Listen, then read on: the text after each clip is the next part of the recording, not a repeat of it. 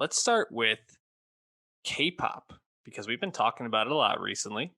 And Spotify recently came to South Korea and was, I think it just last month, has been a new venture there. And then all of a sudden, March 1st rolls around and a lot of K-pop artists are being taken off the platform because the contract with Kakao M, the production company or the label behind these people, these groups, did not was not able to work out a contract with Spotify. What's going on here, man?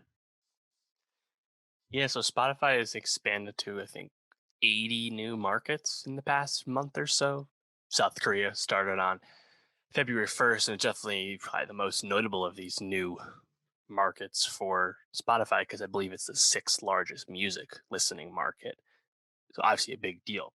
Just, K-pop aside, there's a lot of people that pay to listen to music in South Korea.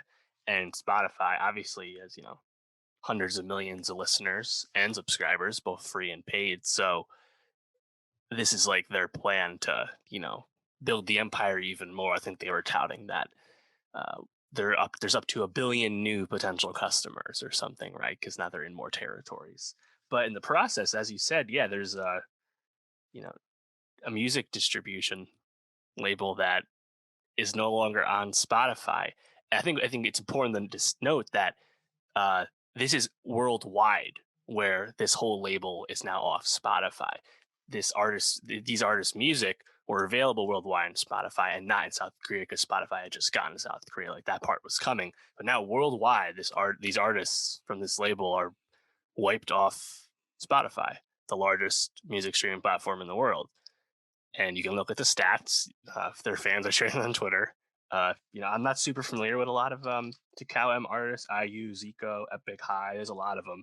Um, I think 37.5% of the Mhm. songs in the top 400 yearly song chart over in Korea. About 37.5% of those songs are on this label. So it's not like your Crazy. SMs and your YGs and your BTS and the big hit. Like it's not like the big stuff we've been talking about lately, but it's still a huge mainstream Hmm. aspect of the K-pop industry. And they're gone worldwide. And Insane.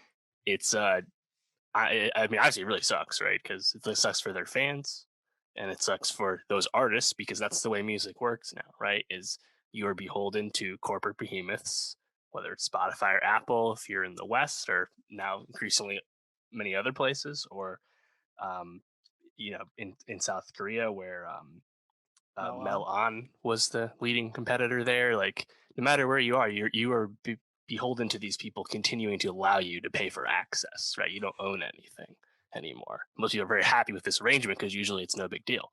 But in this instance, the artists are getting screwed because what people are going to go buy this CD, maybe buy it on iTunes if it even doesn't have a CD. Like there's really not a lot of alternatives. And in the process, these artists are losing traction, losing marketing. They're not on playlists. They're just losing their chance to grow. And it sucks that corporate squabbling between, obviously a huge behemoth like Spotify, and then obviously still big corporate entity in Kakao M can't work it out, and the artists are what lose out in the process.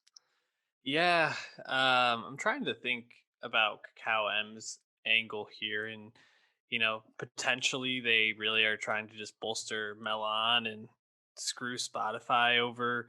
But I think about it, and I think there's probably going to be something that's worked out eventually here. I think there's just too much money that Kakao M is probably leaving on the table by not having these artists on Spotify.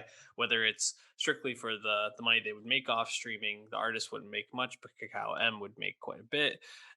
Or the popularity, the global reach that these artists are able to get on a platform like Spotify, just too appealing. So something will definitely, I believe, get worked out probably in the near future. But Yeah. um, you know, I just don't know if I really see the angle and where Kakao M is really gonna work it out here. Spotify is just too big, in my opinion, for them for this. What do you think they're trying to really take away here? Yeah, I mean, it's just squabbling over Money. fees, right? It's like how Roku and HBO didn't work it out for Mm, HBO Max for a while. It's just figuring out the new arrangement. But the fact that they would let it lapse worldwide, let Not a good alone look. not agree to be on Spotify when it launches South Korea. I understand that. Like South Korea just got Spotify a month ago, but to have it just the whole agreement, whole licensing agreement lapse is pretty tough stuff. It But yeah, is. it'll be worked out. They'll figure it out. Both sides are putting out statements and stuff, but I mean the process just these groups are don't exist to potential new fans if they happen to only use Spotify. Hmm. And that's a hard thing to get behind because that's the way music discoverability works, Yeah. unfortunately, is you're a slave to the algorithm. So it's it'll be worked out in time, but it's definitely not like the news you expect to see because you'd think everyone just get in bed with each other, keep making the money the way music Yeah. streaming is going these days, but not right now.